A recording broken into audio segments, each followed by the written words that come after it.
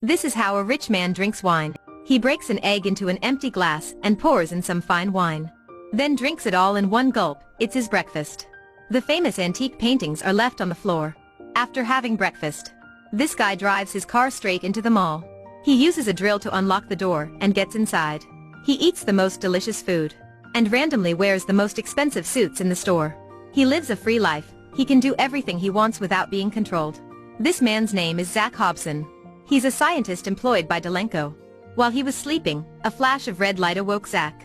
He gets dressed and drives to work as usual. But the world seems to be unusually quiet. There is no employee at the gas station. A lawn mower still working by the roadside. When he's wondering what has happened, an oil tanker truck suddenly appears on the street. Fortunately, Zack reacts in time so there isn't any accident.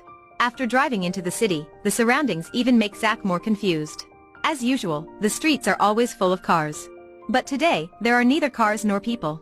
Even though there's a fire, no one appears to put it out. Investigating a fire, he discovers the wreckage of a passenger jet.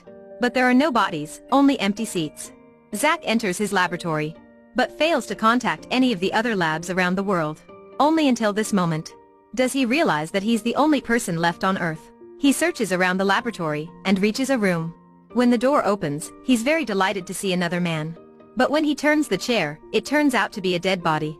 The corpse collapses and touches the burglar alarm. The lab is suddenly and automatically sealed. Zack is locked inside. So he improvises a bomb to free himself by burning the gas tank. After that, Zack hurriedly runs to a safe place. A loud bang resounds. The explosion makes a large hole on the wall. Zack finally manages to escape from the lab. He turns on the power and starts the radio. Zack starts to search for other survivors on Earth. He drives the police car around the city, but can't find anyone.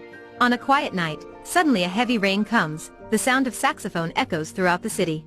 Zack has completely given up looking for other people. He's no longer controlled by laws or any discipline. He begins a life of self-indulgence and enjoys the lonely world. Zack then moves into a luxurious mansion. He drives the train right into the city center just because he wants to play billiards. When he doesn't like the presenter on TV, Zack picks up a gun and shoots at it. After a week of vain attempts to contact other human beings, his mental state begins to deteriorate. He feels like being abandoned by God. Zack bursts into a church, shoots at a statue of Jesus. But it isn't enough for him. Zack even uses an earth mover to destroy the city. In the end, he puts the barrel of a shotgun into his mouth. Zack wants to go to God and asks him the reason. Right at this moment, a loud band resounds, making Zack come to his senses. He determines that he can't die like that. Even if there was only him left on Earth, Zack has to stay strong to be alive. He moves to another mansion and starts his new life. He uses the generator to bring electricity to the new house. One day, when he's playing game, Zack suddenly finds something strange through the screen. When he turns around, Zack sees a woman entering the house with a gun. Perhaps it's because of being alone for too long. They're both dumbfounded when they see each other. The two lonely humans hug each other tightly. They spend a sleepless night talking to each other about what has happened to them. Zack says that the mass disappearance seems to be related to his company. They worked on Project Flashlight, an experiment to create a global energy grid, which makes it possible for a plane to take off without fuel. After a few days, the two discuss and start to find more survivors. Joanne's responsible for searching in the hospitals, while Zack brings the generator to the institute. He thinks the disaster seems to coincide with the moment Flashlight was activated. Suddenly there's spatial distortion. The two can sense clearly the incoming disaster.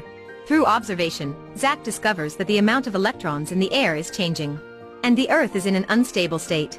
On the way to reunite with Joanne, a delivery truck suddenly appears and blocks Zack's way. Zack steps toward it to check.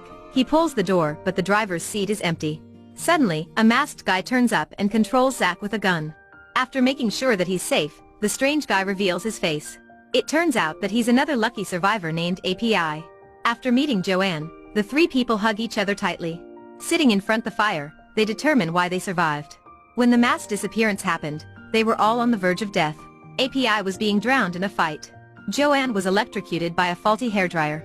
And Zack had overdosed on pills in a suicide attempt. He had realized the experiment posed serious dangers, and was guilt-ridden for not speaking out. Through investigation, Zack finds out that universal physical constants are changing, causing the sun's output to fluctuate. If nothing was done, the Earth would be destroyed soon. Zack tells the others to hurriedly go to the institute with him, because there are many devices, and they might find a solution. However, API isn't satisfied with Zack's order. After a while fighting, Zack drives the car away. API angrily chases after him, and the two cars collide. API crashes his car into Zack's, causing Zack to lose control of the car. After that, the two continue on arguing. Joanne picks up a gun and shoots at them to stop the quarrel. According to the computer's calculation, the disaster will come tomorrow. Suddenly, spatial distortion occurs again. Zack and API both disappear without a trace. They're transported to different spaces. Earth's gravity seems to have lost its effect. But very quickly, everything returns to normal. API says that if the disaster appeared because of the global energy grid, why don't they destroy it to bring everything back to normal? The three immediately drive a truckload of explosives to the Institute.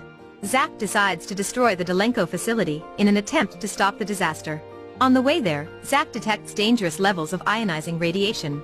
So they have to stop far from the Institute. If they kept going into it, they would be exploded. The three walk to the Delenko facility and find out that the grid is still working normally. Zack says that he will go to town to retrieve a remote control device, which allows them to send the truck into the facility. Joanne wants to go with him, but is refused.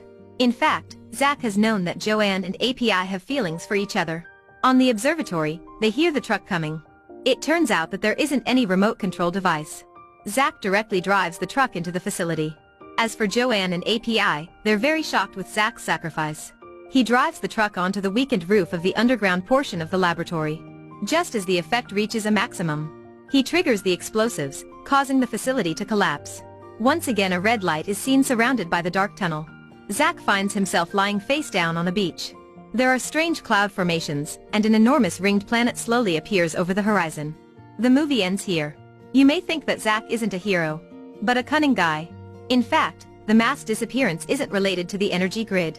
When Zack's busy finding a solution to save the three, he sees API and Joanne together. He's so jealous that Zack wants to leave them there and survive alone. But he sacrifices because Zack knows that only by dying can he escape the disaster. But Zack can't expect that he is sent to another planet. And the movie doesn't tell us what will happen to him in the future. It's the end of the movie today. Thank you for watching. Goodbye and see you next time.